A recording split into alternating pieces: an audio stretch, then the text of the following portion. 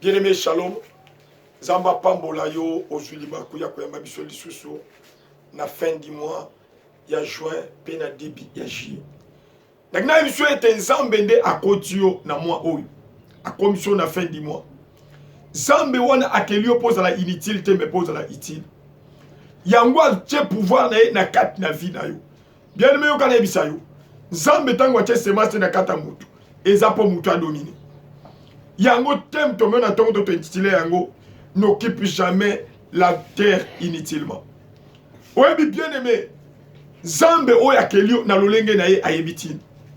Yo kanenge makomi na Zambe lobi. Je vous ai donné le pouvoir de marcher sur les serpents, sur les scorpions et sur toute le puissance de l'ennemi. Et rien ne pourra vous nuire. C'est-à-dire pouvoir on Zamba tchekat na yo. Eza po bien-aimé, eska moulini ezali yo pe sa pole. Est-ce que bien aimé bitumbe zali yo kota victoire? Nazo ebiso nzambe na mawana nzamba lingi yo. Nzamba lingi yo. Alobi, je vous ai donné le pouvoir. Le pouvoir de Dieu est en vous, tel que vous êtes. C'est-à-dire quand tu ignores ce pouvoir, bien aimé, l'ennemi prend le dessus sur vous. Et bon, à tout moment où exercer le pouvoir, on nzamba tche likolo na yo. Yo kana ebisa yo. Eza na maman moko maman wana bali. Mais mobali abala qui est ba sacrifier bana mibali. Na kati ya famille oyo bana nyonso mibali balekaka. Mais yo kana ebisa yo. Maman azalaki fille de Dieu. Azalaki penda lokola maman na Moïse. Babomi bana nyonso mibali mais ye aboyi mwana na ye. Parce que mwana wana azalaki mwana promesse. Maman tanga zuize ma liboso. Ya mwana mobali eleki. Aye ko comprendre logique wana. A côté de la prière pendant qu'à côté d'après azusu mwana zemi mususu. Bien aimé bitumbe bandi entraîné na mobile. Likambu muke mobile azolo bakama lo bababi. Mobile a donc supporter moi site. Le problème ce n'était pas que moi ça salagi mabe, mais le problème a zuize ya mwana mobile. Et lelo nazo ebisayo maman wana zana mwana na mobile. Malgré que na mobile incompréhension zakaka, mais aza na mwana na mobile. Nazo peso verset biblique kalibuso. Zo peso verset biblique kalibuso. Namukana la Genèse. Genèse chapitre 1. Le verset 26. Écoutez ce que la Bible dit. Et le verset 27. Puis Dieu dit, faisons l'homme à notre image, selon notre ressemblance, et qu'il domine sur le poisson de la mer, sur les oiseaux du ciel, sur le bétail, sur toute la terre, et sur tous les reptiles qui rampent sur la terre. Dieu créa l'homme à son image. Il les créa à l'image de Dieu. Il créa l'homme et la femme. Amen. Zamba keli mutu, zamba keli mutu. Akeli yo po yo dominer. Oh mi bien aimé. Okela mate po makamba famille dominer yo. Okela mate po makamba belle famille dominer yo. Mais okela ma bien aimé. Eska nyoso yo konyak, eska wana yo dominer. Yango zamba zali kwa lobi ete. Est-ce que nous sommes tambe na bino konete biska yango epesa melibino? Po bisika wana epesa melabino. Il faut exercer la domination de Dieu. Oyebi bien aimé to yamba Yesu pambati. Nguya na nzambe za kati na biso. Po to changer makambo. Maloba na nzambe za la ka vie. Maloba na nzambe pesa ka vie. Maloba na nzambe change ka makambo. Yango zomo na bien aimé. Moto na nzambe. Oya yeba mi pena na nzambe. Tango azo pesa mito na kombo na Yesu makambo ezo change. Azo pesa mito na kombo na Yesu. Parce qu'il y a un pouvoir na kati ya kombo oyo. Zamba zali kolo. Faisons l'homme à notre image, selon notre ressemblance, et qu'il domine. Si réellement tu es créé à l'image de Dieu bien-aimé, on domine escagnos. Même à l'obé escawana batouamon na rabola mouti. Mais ta présence va changer beaucoup de choses. Même à l'obé tes familles ou la kela mamabe. Mais yo komi magara na famille. Yo ka. Rita bota magi na famille ni inceste. Mais cela ne l'avait pas empêché à hériter dans le royaume. Cela ne l'avait pas empêché. Parce qu'il avait compris que Nakati na belle-mère, il y avait la domination. Yango azulu bana Naomi.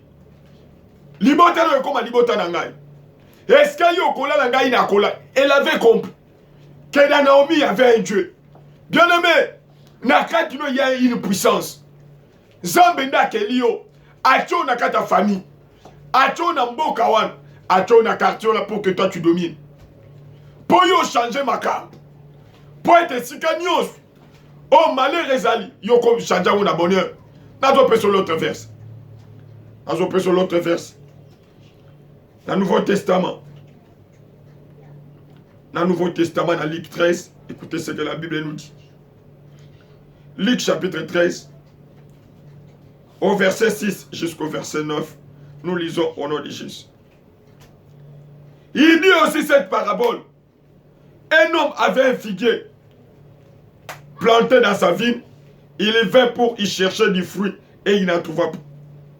Alors il dit au vigneron, voilà 3 ans que je viens chercher du fruit à ces figuiers et je n'en trouve point. Coupe-le, pourquoi occupe-t-il la terre inutilement?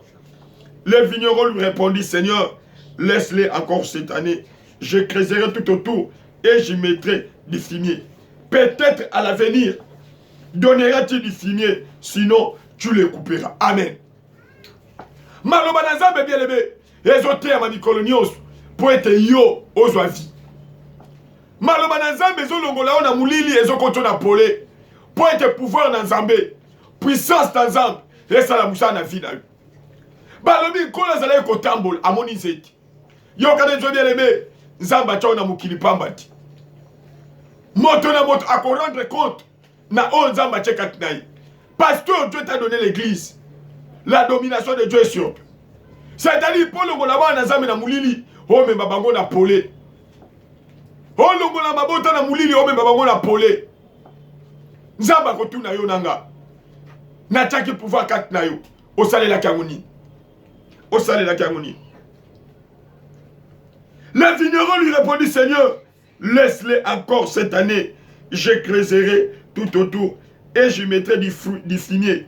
Peut-être à l'avenir donnera-t-il du fruit, sinon tu les couperas.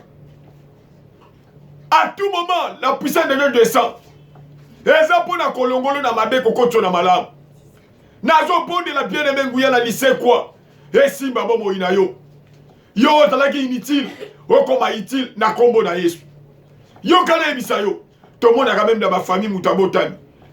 Akoli me abotite. Mutata bakenda akokunda eso kakufi. Balobaka kozonga lisuste. C'est-à-dire batolo ba muto. Azalaki productivité, Azalaki inutile na kata famille. Nazo bonde na tongo tongo yo au produire. Est-ce que yo collé contre la utile? Au côté na famille laquelle maman paix. À cause de la présence de yo, famille wana écoute na bolam. Famille wana témoigner. Nzamba kela yo pambati. La Bible dit, à quel bilo connaît dans le tout était bon. Mais quand tu m'as créé et toi, il a dit, tout était très bon. C'est-à-dire, il a examiné. A-t-il semence de kat nangay? A-t-il semence de kat nayo? Pour bien aimer, oh ça l'a utile. Nazo bon de la bien aimer, se ressaisir. Yo, mi bo salé ko kelama na Nzambe. Nzamba sala yo ngolo se ressaisir. Oh koma utile, na kombo na Yesu. Yo, bien aimé. David a dit balobi était. Ce sont tes mains qui m'ont créé. Ce sont tes mains qui m'ont formé. C'est-à-dire même bien aimé. Batman dit avec le pouvoir que tu as. Okoki bien aimé qu'on domine. Okoki qu'on domine. Nazo peso verset musus. Kaka na Nouveau Testament. Nazo peso verset musus. Namukana na Jean. Écoutez ce que la Bible nous. Jean chapitre 15. Jean chapitre 15, versets 4 à 7, nous lisons au nom de Jésus. Demeurez en moi et je demeurerai en vous. Comme le serment ne peut de lui-même porter du fruit, s'il ne demeure attaché au cep. Ainsi vous ne le pouvez non plus, si vous ne demeurez en moi. Je suis le cep, vous êtes les sarments. Celui qui demeure en moi et en qui je demeure porte beaucoup de fruits, car sans moi, vous ne pouvez rien faire. Si quelqu'un ne demeure pas en moi, il est jeté dehors comme le sarment et il sèche, puis on ramasse le sarment, on le jette au feu et il brûle. Si quelqu'un ne demeure pas en moi, il est jeté dehors comme le sarment, il sèche, puis on ramasse le sarment, on les jette au feu et ils brûlent. Si vous demeurez en moi et que mes paroles demeurent en vous, demandez ce que vous voudrez et cela vous sera accordé. Amen. Mokonzi le balobi ete ngai nazali nzete bino bozali bitapi. Bien aimé okana ebisa yo. Étape eza na vie soki ekangami na nzete. Soki étape ekangami na nzete nekokoza na boboiti. C'est-à-dire soki okangami na Nzambe nde okobota mbumu. Nzambe nde azalaka mokonzi bakozi. Azalaka mokonzi bakozi. Nzambe nde azalaka mokolo nyonso. Yango makomi na Nzambe lobi ete en Dieu Elohim, la terre et ce qu'elle renferme, le monde et ce qu'il habite. C'est-à-dire il faut qu'on amène Nzambe lokola étape et kangami na nzete. Oh bien aimé, nzete soki bakati misisa, même eza na feuille ya verte.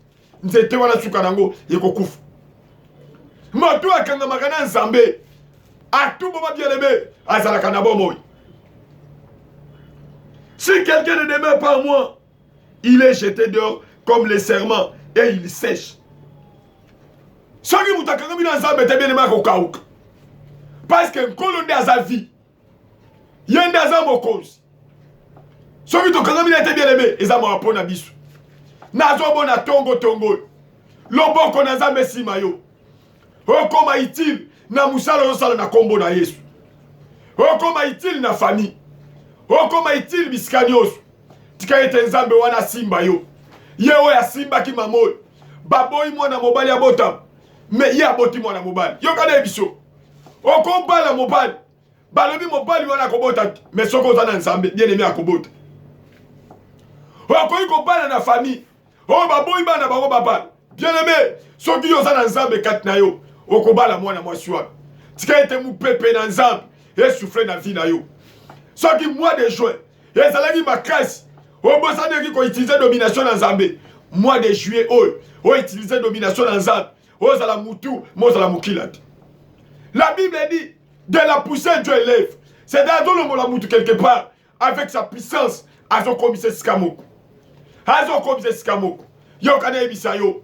Pole na Nzambe, soke simbi mutu, quelque soit skaba chakie, mutu wana akomona, akokoma itile, na kombo na Yesu, tobondeli bongo. Amen.